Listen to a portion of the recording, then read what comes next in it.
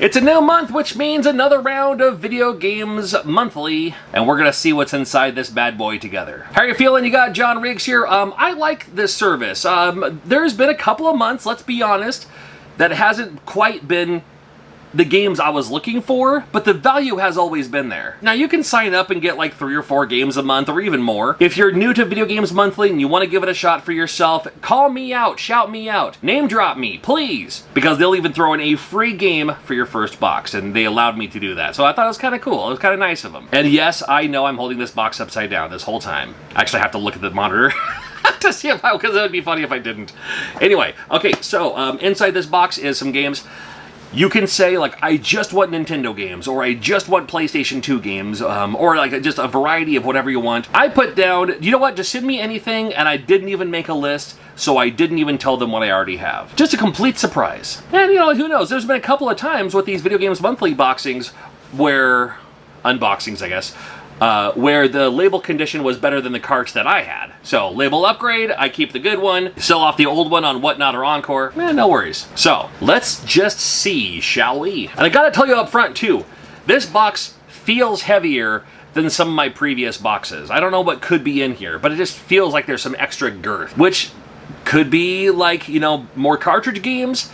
On the flip side, it could also be, you know, more like let's say like a PlayStation 3 game with a heavy-ass manual. You never know. Let's find out together. Up first is feels like a CIB NES game. That's because it is.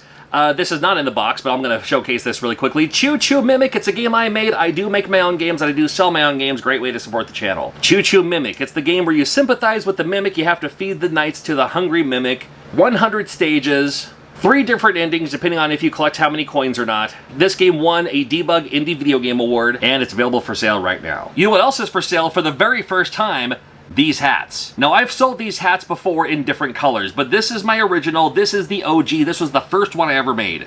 Every time I've ever sold a hat that had this logo on it, it was a different color. There was the blue one. I made one that was kind of like white and Famicom tingy, like red and gold or whatever. But as far as these peach ones go, I only had one, and I just made more, and I just put them up on Etsy. You can grab one of those right now, too. Again, while supplies last, because they do sell pretty quick. Okay, all right, that's for me.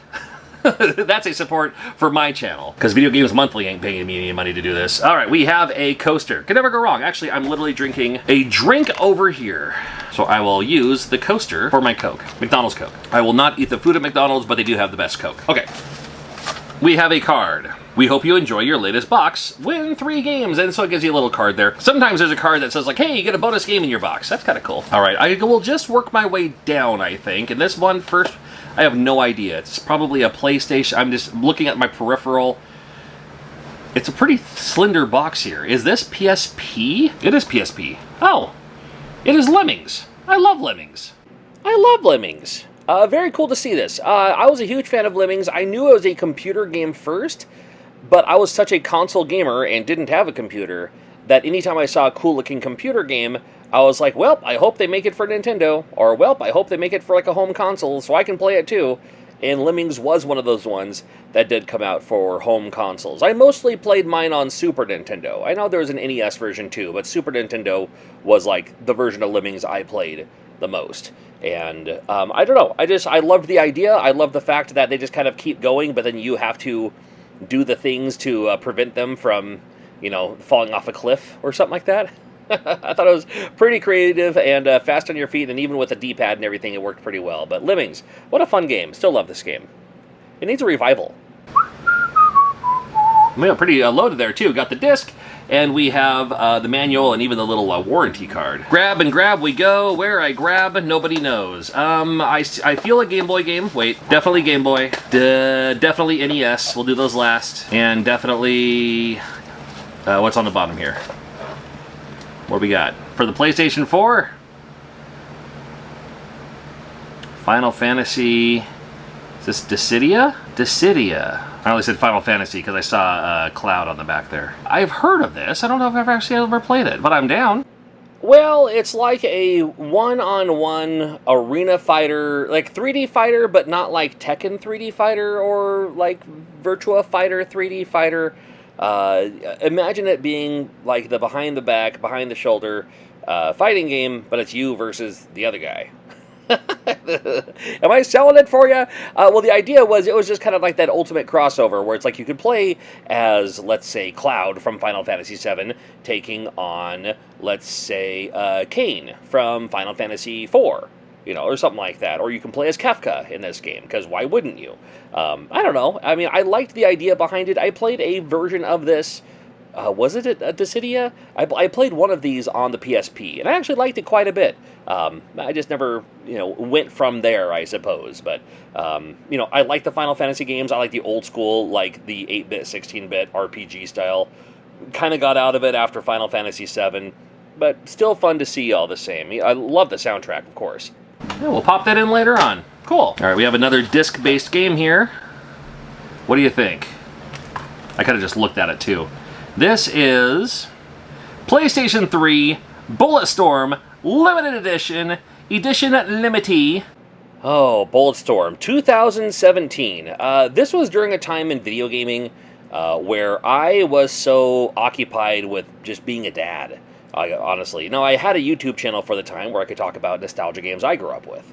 However, during 2017, I was mostly playing like my DS, or even my Wii or Wii U, or just, retro stuff as always, where I had a PlayStation 3, of course, but, I didn't really play it as much as I was the other stuff. Because again, during the time, 2017, I had 3 small children, and that was my number one priority, especially my son with autism. So I didn't play just a lot of games that were out there just because they were out there. I know Bulletstorm, some people really dug it. Looking at this gameplay footage, I've never played it. It looks like the kind of game I would probably enjoy. I think I'd like a game like this, and I can go back to it today, which is the good news, because, hey, the good news with video games and physical copies of games, you can always go back to them, and on the cheap, too. So I'm looking forward to checking this out sometime.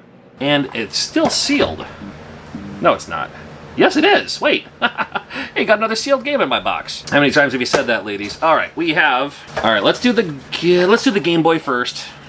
I do love Game Boy. I'm a huge fan of classic Game Boy. It's not Game Boy Color, because Game Boy Color is convex instead of concaved. However, it's this random gray. Why would I say that? And, oh, it's the Game & Watch collection. Zoom it! Cameraman, zoom it! Game & Watch collection gallery. This is actually a pretty cool game. Now, many years before Game Boy, we had Game & Watch, and it was kind of a portable version of a thing to play with the LED graphics, if you will. So it wasn't like, actual like 8-bit, 16-bit graphics. It was just, as if it was like, there's this, fills that little part with ink or whatever, however the LED works. For the graphics to appear. So they took those games, those classic games that you would just have in your pocket. It also counts as, doubles as your clock or your watch, and which is why it's called Game & Watch. So yes, there's a watch element on there too, but also had a game you could play. And these are updated graphical versions of some of those games that were Game & Watch games back then. I remember as a child, like in the 80s, I remember seeing the Donkey Kong and Donkey Kong Jr. ones, and a few others too. But I mean, I think it was one of those kind of big in Japan. The ones I mostly played here were the Tiger handheld style games, and and a couple of them from Radio Shack too. But this was a fun collection. You kind of got to see what it was like, and I mean, they're still kind of fun today. And it does also work with the Super Game Boy, which is fun. All right, NES game. I'm gonna give 3 guesses. And you think in your head, too, what it could be. Could it be Time Lord? Could it be Mystic Quest? No, Mystery Quest is the name of that game. I'm also going to guess Puss in Boots.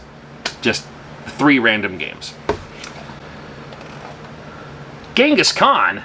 A Koei game? Huh. I don't have a clue what I'm looking at. This looks like work. Now, I love video games. That constant, satisfaction, nailing that jump, defeating that boss. And this, I mean, when the first word of selection you can choose from is tax, I'm already out. Now, there are a lot of people who love the Koei games. I have a friend of mine, Ken. He's a huge fan of these Koei-type games. But, man, I gotta be honest with you. I don't have a clue what I'm doing. And especially when it comes to Genghis Khan, even less so. Oh, I've tried. I at least gave a look to a lot of them. At least for a little bit. And maybe I could look up a tutorial or read the manual or something to kind of get myself more involved with these games. But honestly, I don't think I want to. I know these games have a place for a lot of people, but out of all the games they could have imported from Japan to the US NES, we could have got the pachinko games. We could have got the mahjong games, teach us how to play mahjong. We could have got the horse racing games or something. But no, we got these strategy games that make it feel like you're in middle school when you don't care about history. I could never, ever, ever figure out any of the Koei games ever. I'm not tossing it over my shoulder like I did Friends. But yeah, this is a game that by the time you watch this, it's available right now on Encore.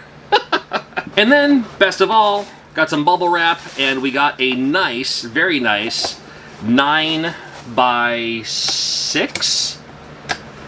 9 by, it's like a, we had a very, it's like a 9 by 6 by 3 box that I can reuse as well. So when I say just random variety, yeah, quite literally random variety. Now again, you can go in there and say, I just want NES games. Or you can go in there and say, like, you know what, I'm building my PSP collection. I would love more PSP games. You can go in there every time to, you know, tweak it out a little bit. If you need to take a couple months off, economy, what it is, that's fine. Put a little hold on it. You can stop anytime, and you can pause anytime, and then kick it back up when you feel like coming back. So in the meantime, this is decent. Like, this was again a nice variety.